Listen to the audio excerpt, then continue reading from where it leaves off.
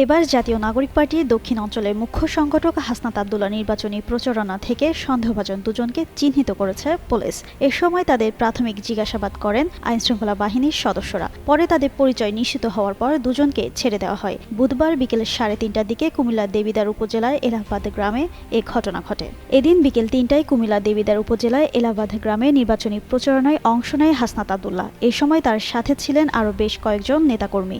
এর মধ্য থেকে 3 জনকে সন্দেহ করে পুলিশ। এক পর্যায়ে তাদের মধ্যে দুজনকে আটক করে প্রাথমিক জিজ্ঞাসাবাদ করা হয়। স্থানীয়দের সহায়তায় তাদের পরিচয় নিশ্চিত হওয়ার পর দুজনকে ছেড়ে দেওয়া হয়। দেবিদ্বার থানা পুলিশ জানায়, হাসনাত আব্দুল্লাহ নিরাপত্তার স্বার্থে এবং যে কোনো অপ্রীতিকর ঘটনা ঠেকাতে তৎপর রয়েছে পুলিশ। প্রচারণা চলাকালে দুজনকে সন্দেহ হয় তাদের আটক করা হয়, তবে স্থানীয়দের মাধ্যমে পরিচিতি নিশ্চিত হওয়ার পর তাদের ছেড়ে দেওয়া হয়েছে। এর আগে গেল শুক্রবার রাজধানীর বিজয়নগর এলাকায় নির্বাচনী প্রচারণা শেষে ফেরার পথে গুলিবিদ্ধ হন ইনকিলাব মঞ্চের মুখপাত্র ও ঢাকা ৮ আসনের সম্ভাব্য স্বতন্ত্র প্রার্থী শরীফ ওসমান হাদী। এরপরই ছড়িয়ে পড়ে আতঙ্ক। গোয়েন্দা তথ্য অনুযায়ী শুধু হাদীই নয়, হিটলিস্টে 10 জনের নাম পাওয়া গেছে। এই তালিকায় জাতীয় নাগরিক পার্টি দক্ষিণাঞ্চলের মুখ্য সংগঠক হাসনাত আব্দুল্লাহর নাম থাকার কথাও সেখানে উল্লেখ করা হয় ওই প্রতিবেদনে।